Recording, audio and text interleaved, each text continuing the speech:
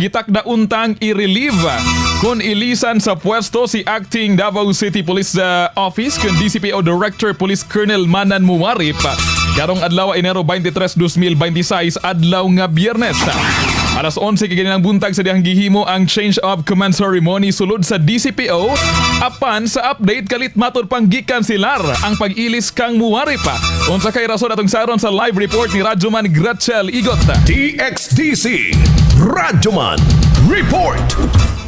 Salit na nahulong ang seremonya sa pag-turnover o paghulit ng Acting City Director Police Colonel Manan Muwarip sa DCPO sa Gigan Hall karong adlaw sa San Pedro, Davao City. Diin po ini human sa paghatag og mensahe ni Muwarip sa ikaputong pagserbisyo sa syudad.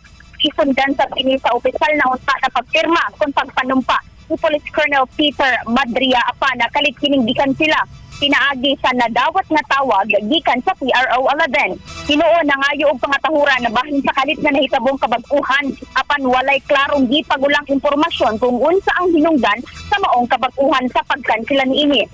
Ang sa karon nagpabiling Acting City Director si Police Colonel Manan Muwarip ug padayon nga maghatag sa iyang serbisyo alang sa Davaoenyo. Kasama mo sa balita og serbisyo publiko, Radyoman Gratchel Igot. Tapak, our man.